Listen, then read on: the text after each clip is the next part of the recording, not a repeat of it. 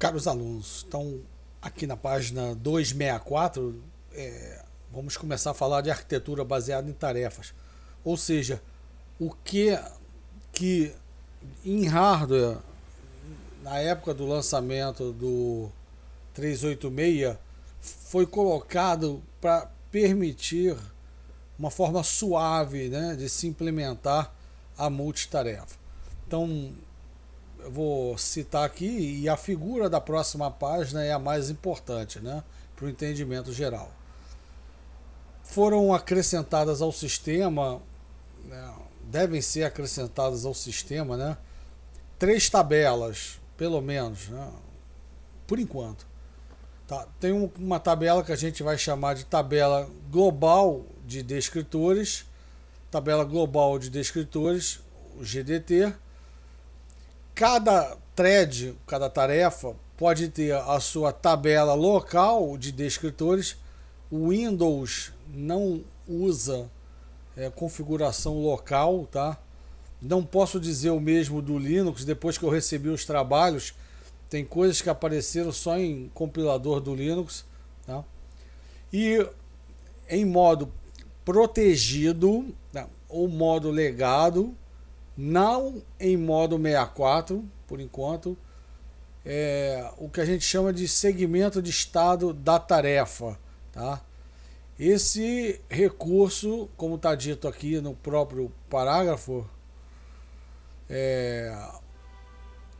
no modo longo, não o faz, tá? Não explora, ok? Então, deixar bem claro que isso aqui é em sistemas de 32 bits e em modo longo, essa ideia da implementação de estados de tarefa não está disponível. E são implementadas algumas estruturas que dependem, né, que são chamadas de descritores. Só para recordar, no capítulo anterior a gente tinha a tabela de vetores de interrupção. Cada vetor continha o endereço da rotina de interrupção para DOS. Em modo protegido, a tabela de descritores de interrupção. O modo longo também tem os descritores de interrupção. Descritor é um nome genérico para um registro multitarefa. Então, dependendo de sua finalidade, tem um formato diferente. Agora aqui eu vou me concentrar nessa figura da página 265, tá? Mostrar que a tabela global de descritores, a tabela de descritores globais, já vi as duas traduções, ela tem até 8.192 descritores, tá? Em modo protegido, tá? O descritor tem 8 bytes cada um. Em modo longo, como descritor, vai ter 16 bytes. Aqui acho que cai para 4K descritores, tá ok? Mas a tabela tem 64K alocados na memória, tá? E o que pode ter nela? Pode ter tudo, né? A gente vai ver mais adiante nessa parte de segmentação que no DOS, como é que se fazia a segmentação? O registrador de segmento já era o endereço base de um segmento, era só botar 4 zeros à direita. Agora você vai criar um segmento de código, um segmento de dados, por exemplo, né, que vai estar num descritor. E aí dentro desse descritor vai estar um endereço base daquele segmento. Em 32 bits, vou deixar bem claro, isso aqui muda para 64. Tá? E tem, por exemplo, um descritor de um estado de uma tarefa. Tá? Tem esse formato aqui. Tem um endereço aqui, ó. Os bits 31 a 24 do endereço base, os demais aqui. E aqui um tamanho. Tá? Sempre tem esse tamanho aqui. E esse cara aponta para uma região da memória que é o estado da tarefa. E o que vai ser a multitarefa? Vai permitir você chavear uma tarefa para outra. Qual é a ideia? Quando um programa sai de foco, ele grava todo o status do hardware dele, que é esse aqui, que a gente chama de segmento de estado da tarefa, todo o status, os valores dos registradores de segmento, dos registradores de finalidade geral, do ponteiro de instrução, das flags, ele grava tudo. O stack pointer dele, que no caso, se for um aplicativo, o stack pointer está aqui, né? Mas se não for sistema, aí tem umas referências de pilha aqui para um nível de privilégio melhor.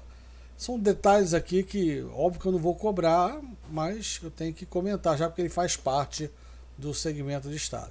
Então, essa estrutura de dados é o estado. Quando você faz um chaveamento de tarefa dentro do mesmo núcleo do processador, o que você faz? Salva todo o estado de hardware de uma tarefa e carrega do outro. E aí você reinicia. Reinicia por onde?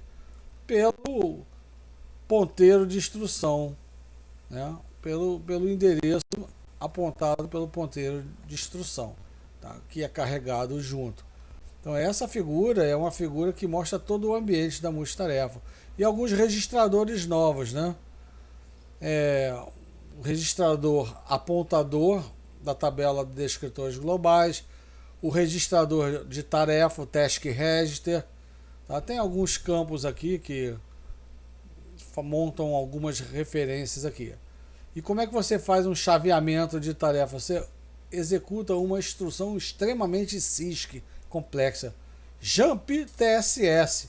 Então esse argumento aqui aponta para a tabela global, né? E aí seleciona um descritor. Dentro desse descritor, ele aponta, né? Aqui o endereço, ele aponta para esse estado da tarefa e aí você carrega o hardware todo. Então esse cara aqui, numa única instrução, você salvava todo o estado de hardware de uma tarefa, um thread, e carregava o de outro thread, tá? Um chaveamento bruto, única instrução. Quem faz isso, óbvio, que é o sistema operacional. Ok? Na página seguinte, né, tem alguns casos aqui, os comentários sobre os registradores apontadores em suas versões, tá? 32 ou 64 bits aqui. Tá? Você vê que o GDTR é um registrador de 32 ou 64 bits, tá? Dependendo, né, do modo de operação. Aqui, esse limite aqui é o tamanho dele, né? Então, é o limite, é o offset máximo apontado por ele. Modo protegido, modo longo. Aquele é um registrador de 48 bits, aquele é um registrador de 80 bits, 48 mais 32. 80 bits. Um campo aponta para o endereço base da tabela e o outro pelo tamanho dela. Você vê que o task register ele já tem alguns campos aqui que a gente não vai entrar em detalhe, endereço base, limite, índice do descritor, coisas assim, tá? Então, o que importa para a gente é que ele aponta para a tabela. E aqui, por exemplo, tem a forma de um descritor de LDT, tabela local de descritores, tá? Aqui tem uns detalhes aqui que a gente não vai entrar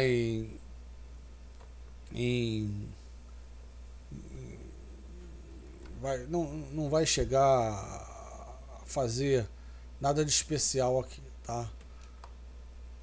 Aqui ele fala que apesar de não ser usado, existe o descritor em modo longo para o TSS ter esse formato, né? Não tem aplicação nenhuma.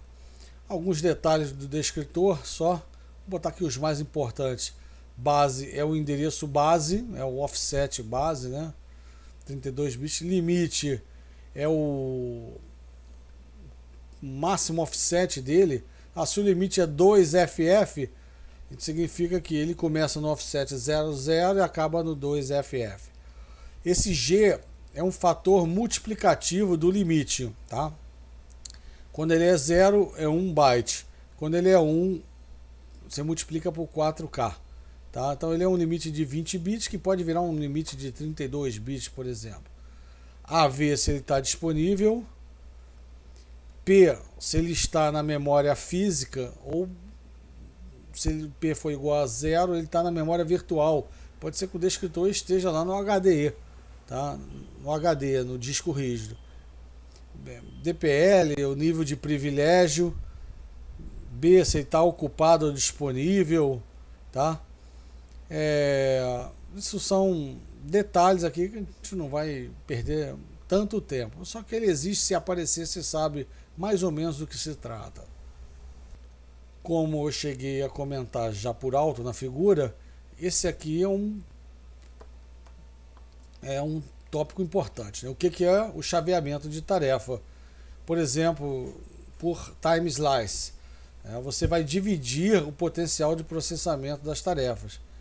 Interrompe a tarefa em execução, salvando o seu estado, e reinicia uma tarefa que tinha sido parada, né, carregando na memória o seu estado. E fazendo todo o jogo de apontamento dos estados da tarefa, via tabelas, registradores e descritores. Ok? Então isso é um conceito importante. Aqui, por exemplo, está uma sequência cronológica de eventos que acontecem quando uma instrução jump TSS for executada, né?